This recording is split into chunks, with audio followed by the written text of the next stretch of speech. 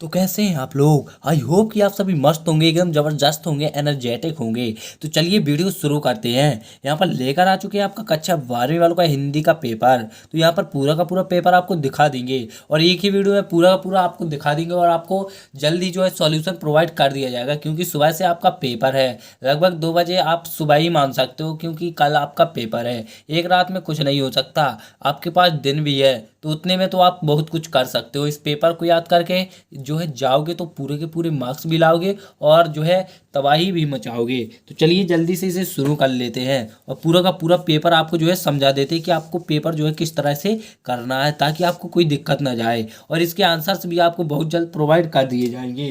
तो जो भी चैनल पर नए हो चैनल को सब्सक्राइब करो एंड वीडियो को लाइक करो। तो चलिए शुरू करते हैं। यहाँ पर पहला क्वेश्चन आ जाता है, सही विकल्प चुनिए, किसके अंकुर फूटते हैं। तो दोस्तों यहाँ पर देखिए किसके अंकुर फूटते हैं, तो यहाँ पर आपको कर देना है।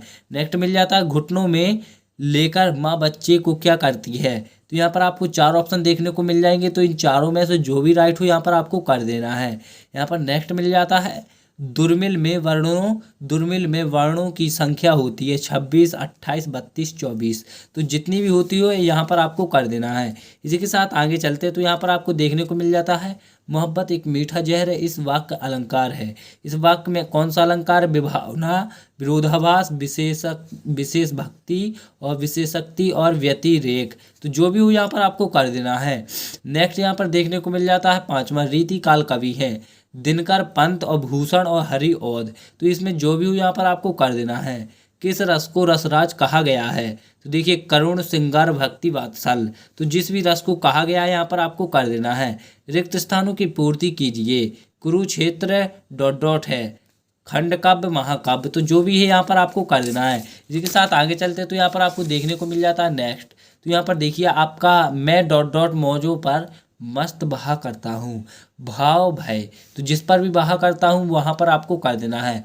तुमने डॉट डॉट को सहूलियत से बरतना कभी नहीं सीखा, भाषा व्यवहार। तो जिसे भी नहीं सीखा वह आपको कर देना है। पतंग की पतली कमानी की किसकी बनी होती है, लोहे की, बांस की। तो जिस भी चीज़ की बनी होती है यहाँ पर आपको कर देना है। काव्य का शरीर डॉट डॉट कहा जाता है, छंद, अलंकार। जिसे भी कहा जाता है यहाँ पर आपको कर देना है। बिना मुरझाए महकने के माने डॉट डॉट क्या जाने, फूल, कविता। तो जो भी है यहाँ पर आपको कर देना है। भक्तन का कद डॉट डॉट था, छोटा बड़ा। तो जैसा भी था आपको यहाँ पर कर देना है। नेक्स्ट में मिल जाती है सही जोड़ियाँ। रोपाई क्षण की छोटे ही शोभा पाते हैं, आचार्य रामचंद्र शुक्ल। अलंकार काव्य की आत्मा।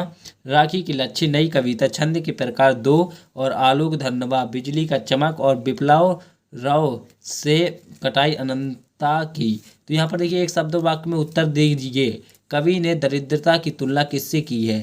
तो देखिए किससे की है यहाँ पर आपको कर देना है। छंद के प्रकार लिखिए। और धनी वर्ग के लोग किसकी आशंका से भयभीत रहते हैं। और इंद्रिय बिंब के प्रकार लिखिए।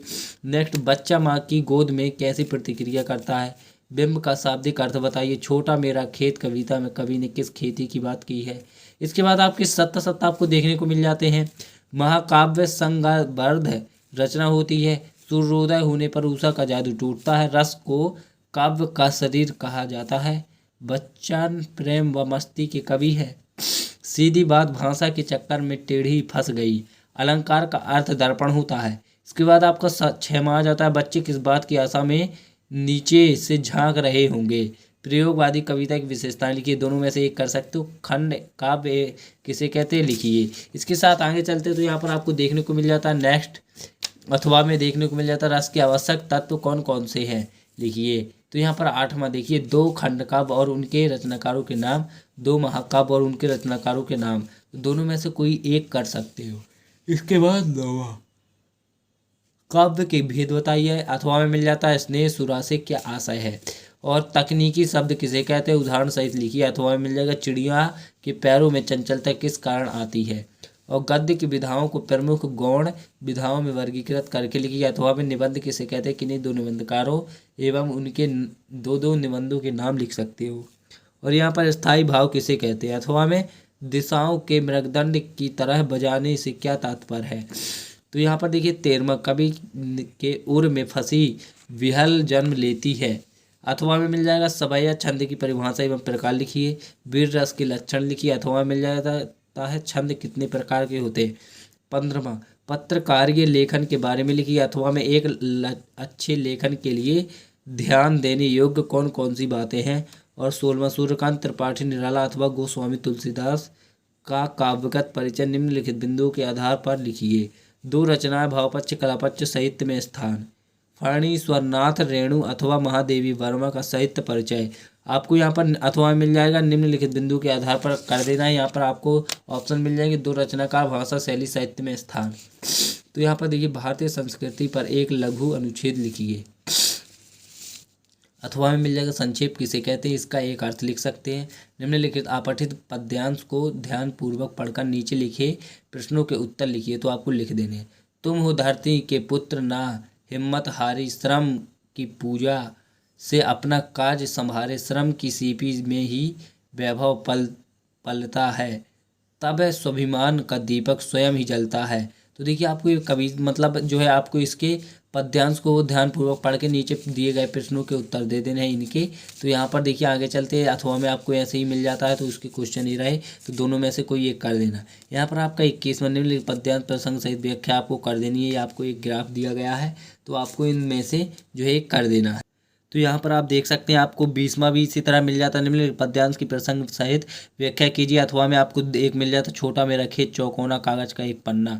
तो ये आपको अथवा में भी एक पहेली मिल जाती है तो आपको इन्हें प्रसंग सहित व्याख्या कर देनी है। चलिए आगे चलते हैं और आपको आगे का दिखा देते हैं। तो यहाँ पर आप देख सकते हैं दोस्तों इस तरह से आपका पूरा का पूरा जो पेपर है समाप्त हो जाएगा। यहाँ पर आपको मिल जाता है और इसके बाद आपको 21वां देखिए कुछ इस तरह से निम्नलिखित गद्यांश को संदर्भ प्रसंग सहित व्याख्या। यहाँ पर आपको एक कहानी मिल जाएगी तो उसके आपको जो है उसे देखिए क्या करना है, आपको पद्यांश प्रसंग सहित व्याख्या कर देनी है। उसके बाद आपका 22वां तो देखिए उत्तर पुस्तिका के पुनर्मूल्यांकन के लिए सचिव की शिक्षा मंडल भोपाल को आवेदन पत्र लिख सकते हो या अपने मित्र को जन्म दिवस पर बुलाने के लिए आमंत्रित करने के लिए एक पत्र लिख सकते हो। 23वां निम्नलिखित में से किसी एक विषय पर संक्षिप्त किंतु सारगर्भित निबंध लिख सकते हो। तो दोनों में से आप किसी एक चीज़ को कर सकते हो। आई होप दोस्तों आपको पूरा का पूरा जो पेपर है आपका वो समझ में आ गया होगा। तो यहाँ पर आप देख सकते हो पूरा का पूरा रियल पेपर हमने आपको दिखा दिया। तो आई होप गाइस आपको पूरा का पूरा जो पेपर है समझ में आ गया होगा। तो गाइस चैनल पर नए हो तो सब्सक्राइब करो एंड वीडियो को लाइक करो। मिलते हैं नेक्स्ट वीडियो में। जय हिंद जय भारत।